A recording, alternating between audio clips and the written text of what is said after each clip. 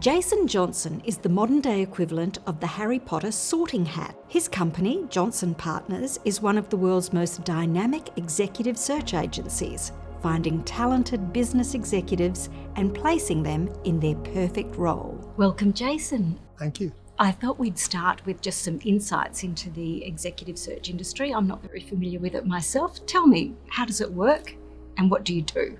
The search industry is a global industry, and we're privileged to support organisations of all shapes and sizes and ownership structures identify and attract leading talent, whether it be on the board, the CEO, C-suite, and we're really privileged to work at the top of the house at building great teams. Now, you're considered a thought leader in this space.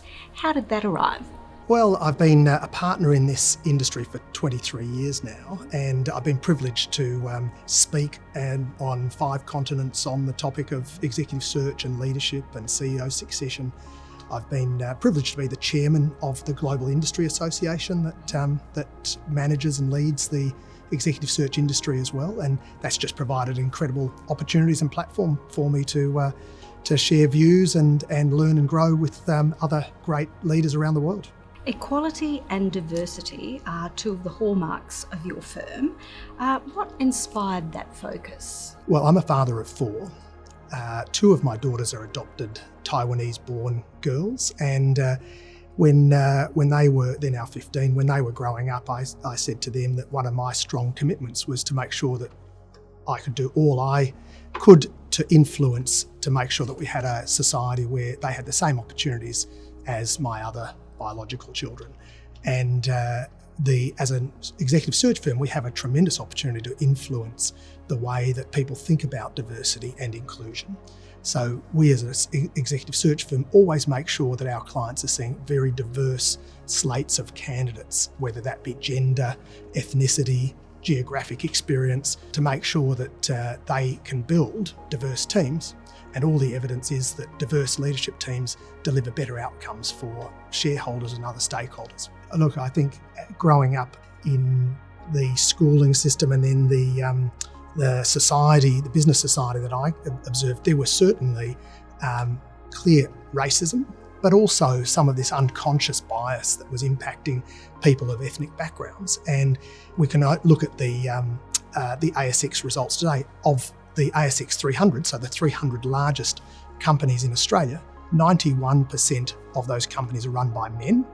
That just doesn't make sense. Half of those companies should be run by women, and very few of them are run by people with an ethnic background other than Caucasian. Again, it just doesn't make sense given the Australian population has well over 30% who identify as being from an ethnic background other than Caucasian Australian. So how does your firm make that difference? Well, we have a real commitment and culture to make a difference, and that's where it starts. But then we have a series of protocols that our team know that every time we put a shortlist in front of our clients, there will be at least 2 women, so 40-40-20, at least 2 women and at least 1 culturally diverse candidate for every job that we present. And in the course of a year, we would place over 200 people. So that starts to make a meaningful difference over time. The Vinnie Sleep Out is one of your favourite events. Tell me about it. How many have you been to? And I'm specifically interested in the first time you went. The first time I went was quite a remarkable experience, and it really impacted me and my view on the world. I mean, I come from a relatively privileged background and haven't experienced homelessness myself. The first event was held at Luna Park, and it was a pretty dim night actually, cold, wet. And the rules of the Vinnie Sleep Out are that you cannot sleep inside, you must sleep outside, under an awning if you're lucky, or in the open under whatever the weather conditions are. And that night I was wet, I was damp, I was cold, I was ill-prepared, and it had such a profound impact on me to think about the remarkable number of homeless people, and many of them young women with children, and sadly, increasingly, old women is the highest growing segment of homelessness in this country.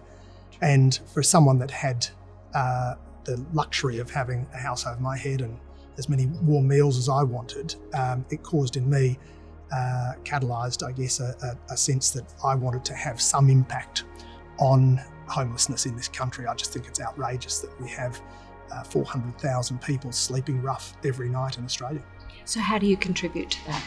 So I've been a very active member of the CEO Sleep Out. I've now, I think, on my 12th occasion. We've also had some great impact. In 2007, Johnson Partners became the core corporate partner to a terrific kids refuge called Caretaker's Cottage.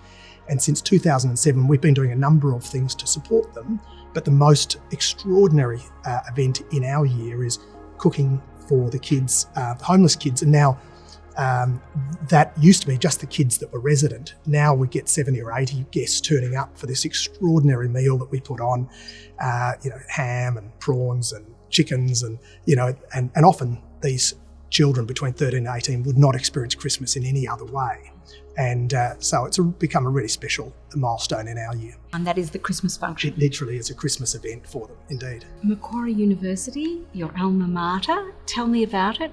So I was privileged to join in 1989 to do economics law, and I was living on the northern beaches at the time, and I was really drawn to both the curriculum, which felt different to some of the black letter law universities like Sydney and New South Wales, but I was also drawn to the opportunity as a northern beaches guy at the time to hop on my bike and ride to university most days.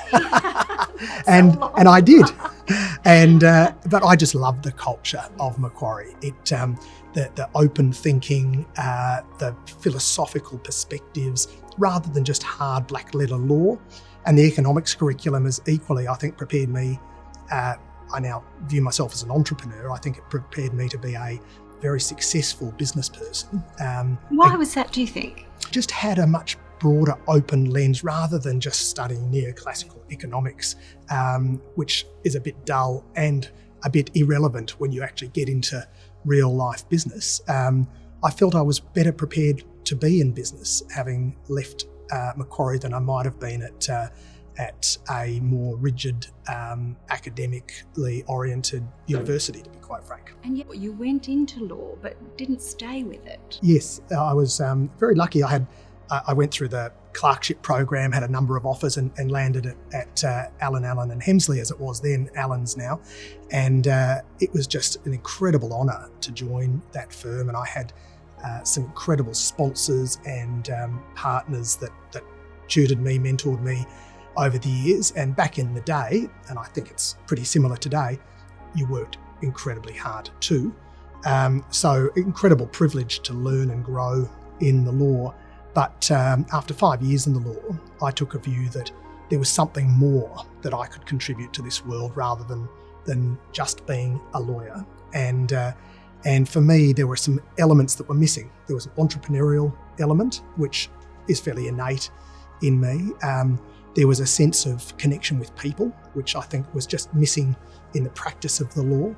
And I was a good lawyer, but there were many great lawyers around me, and it occurred to me that I just wasn't feeling incredible connection with my kind of life purpose, even at a great law firm like Allen's. And so I chose to step out. And did you take anything from those years that actually you've brought into this business? I took profound learnings from both my academic learnings at Macquarie and my time at Allen's. And I would say to anyone listening to this, that having the privilege of working at a major law firm with a great law degree like the one I received from Macquarie is an incredible foundation for life, and it really set me up. Not a day goes by where I can't lean on some of the learnings that I took from those years, both at Macquarie and subsequently in the law. What do you think sets your firm apart from any other executive search company? We view ourselves as the leading Australian-owned executive board advisory and executive search firm. We work across Australia and New Zealand, so we've got teams in 6 locations across Australia and New Zealand, and we compete day in, day out against some global firms. So we're very proud of being the challenger brand, being the Australian, New Zealand local brand, and we win more often than not against those global firms. So we've got this incredible sense of winning share, creating a different and in some respects revolutionary approach to our industry. Many of the firms that we compete against have been delivering search in a very similar way since 1950, when the search industry was developed. And when I set up the firm 18 years ago, it was with a vision to create a firm that did things in a really innovative and different way. So where do you see the future of your firm? How far can it go? I think success in our industry, or the success in the way that I see it, is one, creating an extraordinary team. And we have, in the 18 years, we've never had a team stronger than the one we have today at Johnson Partners, which is one of the indicia of success. But in terms of the ultimate success, I cast out in 10 years' time, I look forward to looking back and seeing those clients that we partnered with closely, where we had a genuine, close relationship. I want to see them outperforming their competitors on the ASX, or if they're a for-purpose organisation, delivering for their stakeholders better than they've ever done with the support of our team. And I think that's how we would measure success. And if you were looking for a graduate to bring into your firm, what are you looking for? Well, and we do look for graduates. We have a very strong graduate recruitment program. And I must say today, 20 plus years since I joined the industry, we can now attract rock star graduates that might have considered a Goldman Sachs or a Allen's or a major accounting firm in the past. They will now look at the executive search industry. They didn't 25 years ago when I joined the industry, but they will today. And it's because the industry is a remarkable industry. It's, I'd often say to a graduate, you could join any one of those organisations or Macquarie Bank and you'd have great roles, and that would set you up for a great pathway in life. But the executive search industry, we get the privilege of talking to chairs, CEOs and other very senior leaders from day one. Our graduates are taken into boardrooms and have influence on creating extraordinary leadership teams, which has greater impact on a firm than great legal advice or great banking advice or great accounting advice. So yes, I couldn't be more of an advocate for this industry for graduates, and I think it's a real career path now.